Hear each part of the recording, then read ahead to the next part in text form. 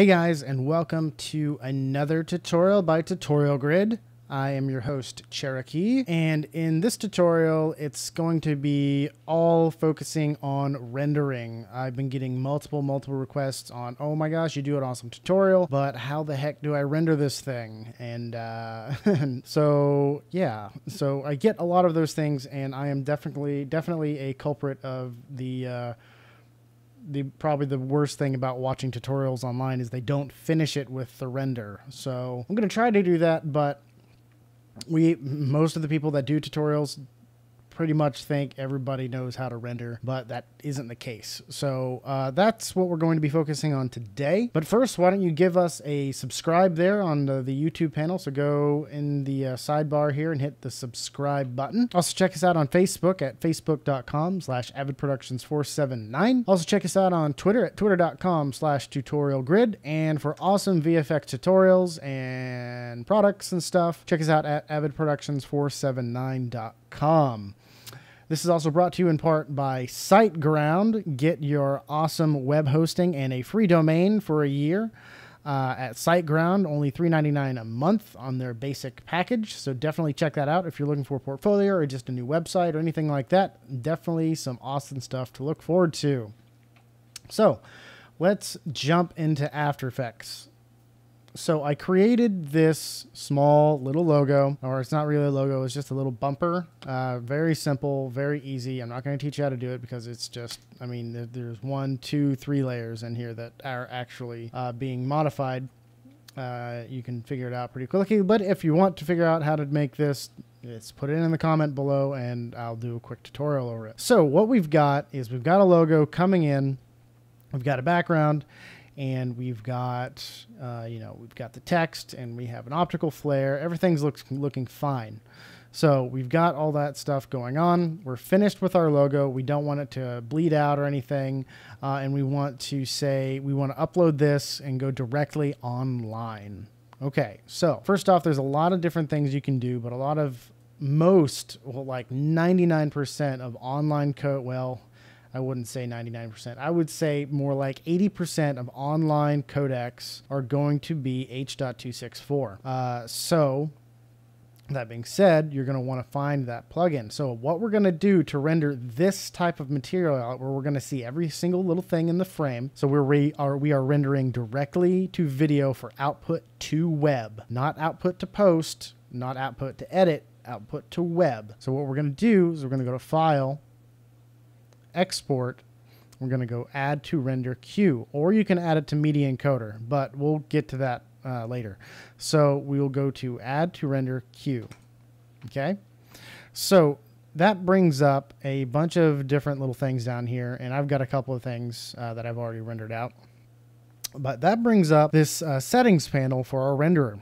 So at first it brings up we have best settings, and you're going to be like, yeah, I want to click that.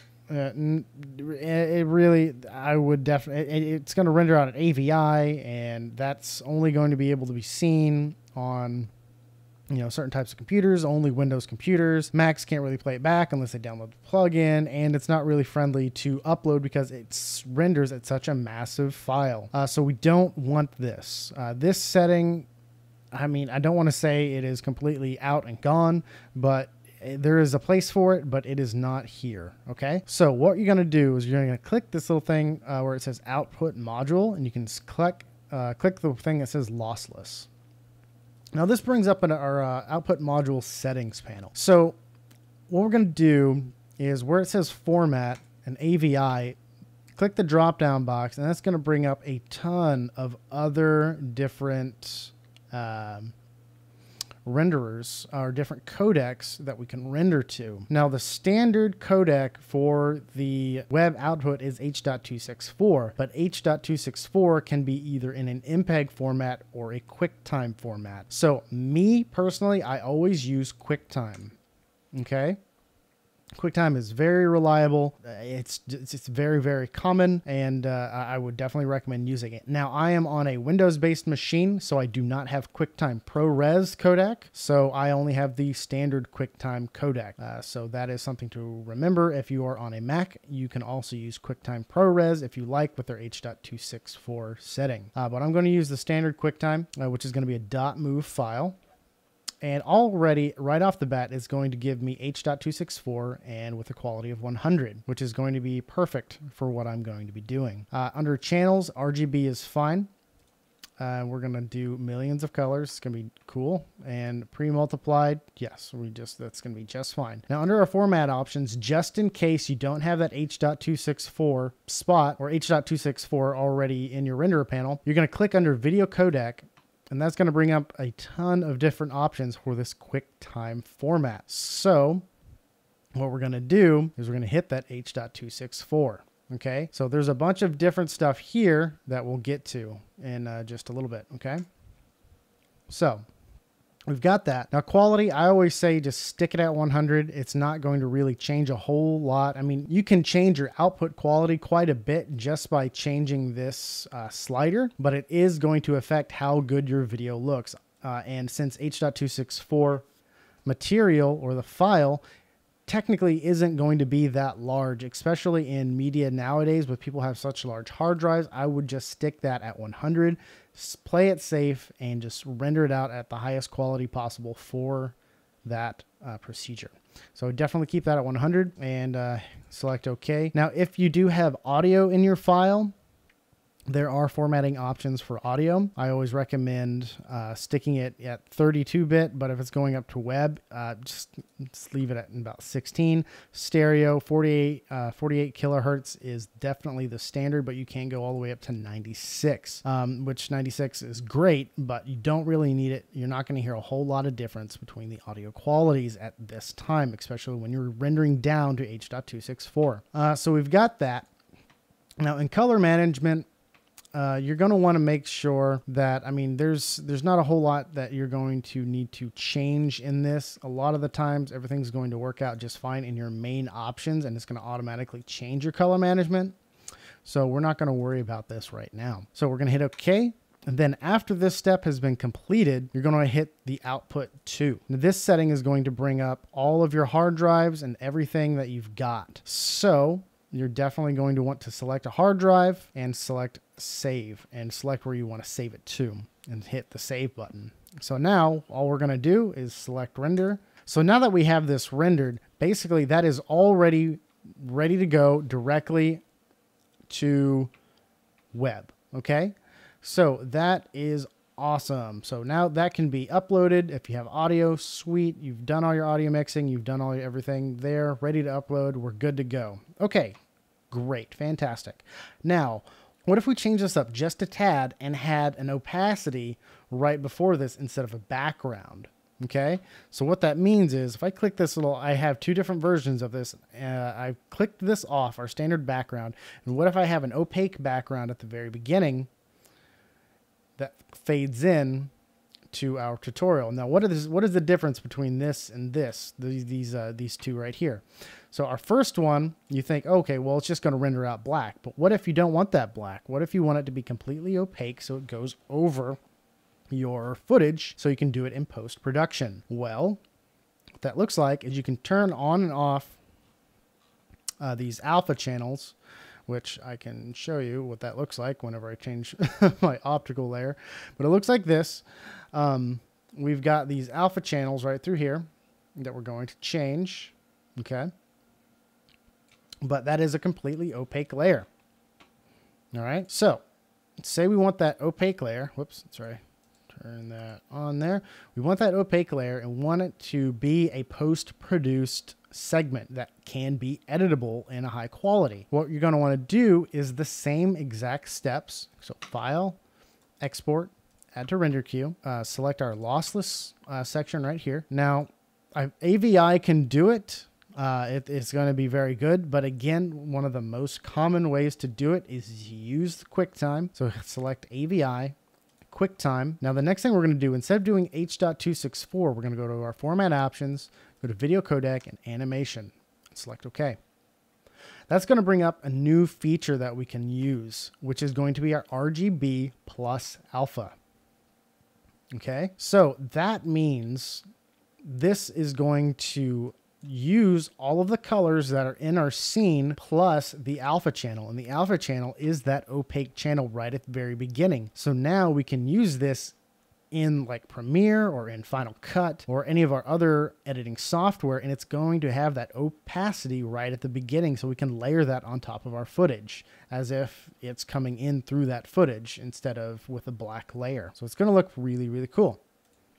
So under depth, millions of colors, pre-multiply, we want this matted, because that matted is going to mean that opaque layer is there and it's ready to go. Again, if you have audio, you can keep that here, and we're not going to mess with our color management because there's really no point at this time. We're going to select OK, and we're going to do the same thing. Hit our Comp 3, find a place we want to save it to, and hit render.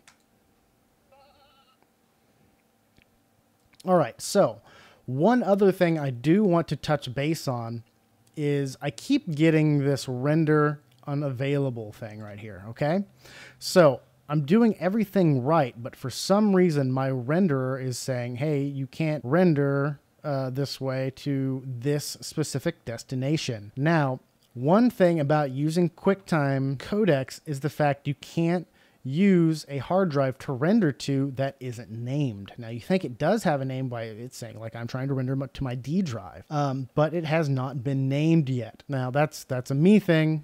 I need to go do that. But in case you get this error, select OK. And the quickest fix to do that is we're going to go to File, Export, Add to Render Queue, go to Lossless, select AVI, QuickTime. It says animation, but I'm going to double check that. So animation, video codec, good. I'm going to make sure that channels, RGB, RGB plus alpha, pre-matted, good to go. Select OK. Select our composition 3.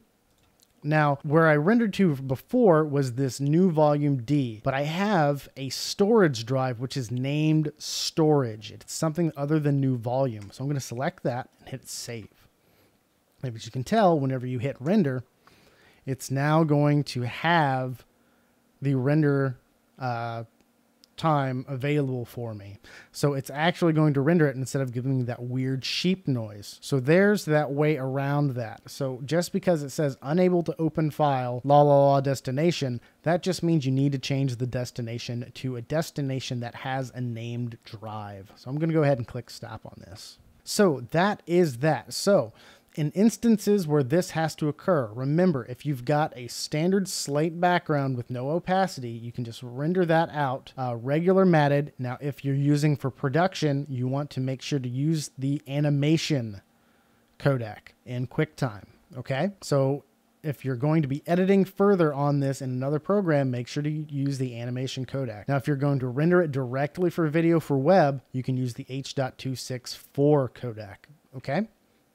So another question that I've been getting is, how do you render just one frame out of this? Okay, so what we're going to do is we're going to go to Composition, Save Frame As, File. Okay, that's going to bring up our same little, our same render settings, and we can hit to Output Module. Again, now that's going to bring up more formatting options, which right now it's pre-selected Photoshop Sequence, which if you don't be afraid of this, just because it says Photoshop Sequence doesn't mean it's going to render out every single one of your frames. As long as you saved it, or as long as you selected Save Frame As in your composition. Okay, so Photoshop Sequence is technically going to save all of your layers in one Photoshop document, so you can composite that one frame in that entire scene of settings. So that's going to export out all of your layers into either opacity layers, so it can be composited. Ping sequence is going to be technically the same thing as what we did with the opacity setting. So if you have an alpha channel that you want to render out without the blackness or without anything else behind it, select the PNG sequence. So that'll give you just the one layer that you want instead of all the background layers and stuff, and make sure you have those selected. Okay, now the next one you can save it as is Jpeg Sequence. That's going to be just rendering out the full frame. So if you're wanting to just render out just one full frame for like a preview or something, Jpeg Sequence is definitely there. And TIFF Sequence is going to be one of your higher quality sequences, but it's not going to be matted as a Photoshop sequence. So if you want a high quality or a very high quality frame, make sure you select TIFF. I usually just stay with Photoshop or JPEG or Ping. So for now, I'm just going to select JPEG. Okay.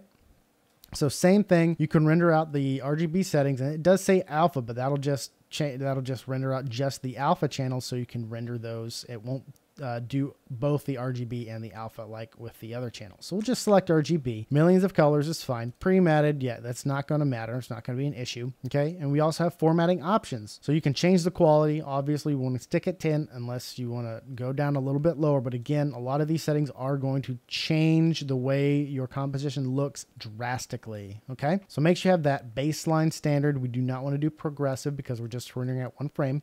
We'll select OK.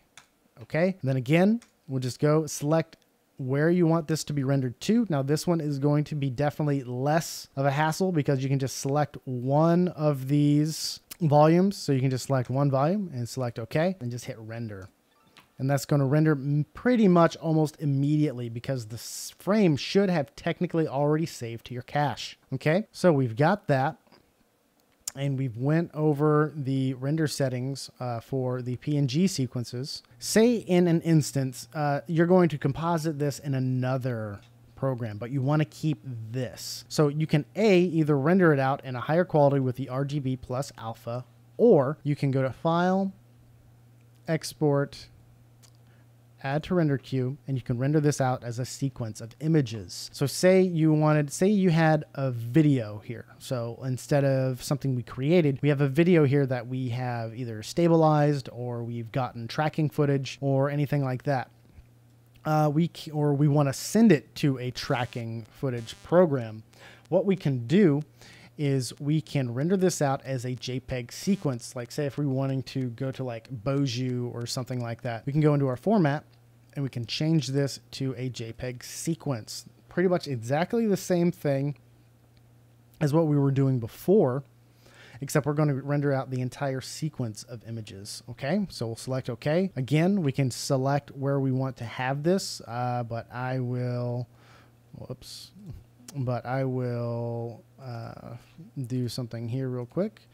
We'll just call this JPEG Sequence, and you want to make sure that you have a folder that you're going to be shooting those off into, because this is going to make one frame and then it's going to make all the other frames immediately. So it's going to create the sequence of images inside this folder. So you want to make sure to have a folder to send them all to and only use that folder for this footage, because it can get very confusing if they're not aligned right and things will just get really, really messy. So make sure to do that. So we'll hit save. Then we'll hit render. And that's going to render all of those files. Every single frame is now going to be a JPEG image that can now be sent anywhere that you want to. You can also select different images that you would want to compose into another thing or anything like that. So you have a lot of stuff you can do with the sequence of images. So I'm just going to go ahead and hit stop here. And that's pretty much the basics of rendering. Again, we have there are a ton of different codecs. It's very rough to go through every single one of them because a lot of these codecs are outdated, and a lot of the times you don't technically need to use them. I mean, me personally, I've used QuickTime, I've used AVI, I've used PNG, I've used TIFF, I've used Photoshop sequences, but I've really never used any of the other ones yet. So I'm hoping to change that, but some of them are a little outdated, and they don't really need to be there because you can usually get away with using all of these other settings and formats. It's just like that. If you've got just a completely matted frame that you don't have any opacity that you want to put into another program, you rendered out direct RGB. But if you have something that you have an opacity layer that you do want to render out as completely opaque, RGB plus alpha, QuickTime animation. Okay, make sure it's pre-multiplied. Cool. I mean, that goes for title layers. That goes for anything that you want a opacity map on or an alpha channel on or not. Okay, cool. So, well, I guess this is going to be the end of my short little tutorial about rendering. Again, I'm sorry that I usually don't render out my sequences at the end of my tutorials. It's just common that most people do know how to render. So again, I apologize. I'll try to do that and remember it more. But yeah, this is pretty much the basics of rendering out projects in After Effects to go either A, to web, or B, to post. Or to later post-production and editing. So again, my name is Cherokee. Make sure to check us out at facebook.com/avidproductions479. Also check us out on Twitter at twitter.com/tutorialgrid. avidproductions479.com for awesome After Effects tutorials, and make sure to subscribe. Also, we have a cool fan funding button you can use to help us out. But again, my name's Cherokee, and I hope you guys have a great day.